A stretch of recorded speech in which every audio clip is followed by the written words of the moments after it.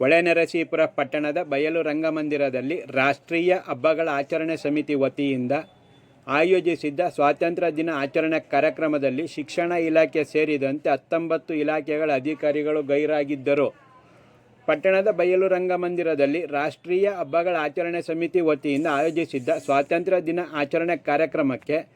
ತಾಲೂಕಿನ ಹಿರಿಯ ಅಧಿಕಾರಿಗಳ ಗೈರು ಮತ್ತು ಪಟ್ಟಣದ ಕರ್ನಾಟಕ ಬ್ಯಾಂಕಿನಲ್ಲಿ ಧ್ವಜಾರೋಹಣ ನಡೆಸದ ವ್ಯವಸ್ಥಾಪಕರ ವಿರುದ್ಧ ನಾಗರಿಕರು ಆಕ್ರೋಶ ಮತ್ತು ಶಿಸ್ತು ಕ್ರಮಕ್ಕೆ ಒತ್ತಾಯಿಸಿದ್ದಾರೆ.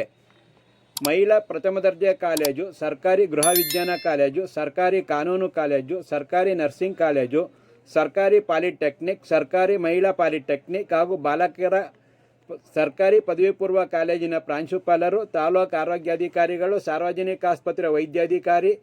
ಎಪಿಎಂಸಿ ಕಾರ್ಯದರ್ಶಿ, ಕಾರ್ಮಿಕ ನಿರೀಕ್ಷಕರು, ಉಪನೋಂದಣಾಧಿಕಾರಿಗಳು, ಶಿಶು ಅಭಿವೃದ್ಧಿ ಯೋಜನಾಧಿಕಾರಿ,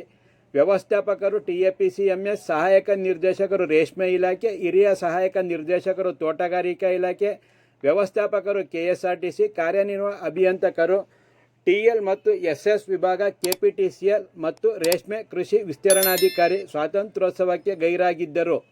ರಾಷ್ಟ್ರೀಯ ಹಬ್ಬಗಳ ಆಚರಣೆ ಸಮಿತಿ ವತಿಯಿಂದ ಆಚರಿಸುವ ಸ್ವಾತಂತ್ರ್ಯೋತ್ಸವದಲ್ಲಿ ಭಾಗವಹಿಸದೆ ಬೇಜವಾಬ್ದಾರಿ ತೋರುವ ಜೊತೆಗೆ ಉದ್ದಟತನದಿಂದ ವರ್ತಿಸಿದ ಅಧಿಕಾರಿಗಳಿಗೆ ಕಾರಣ ಕೇಳಿ ನೋಟಿಸ್ ನೀಡದೆ ನೇರವಾಗಿ ಶಿಸ್ತು ಕ್ರಮ ಕೈಗೊಳ್ಳಬೇಕೆಂದು ನಾಗರಿಕರು ಒತ್ತಾಯಿಸಿದ್ದಾರೆ.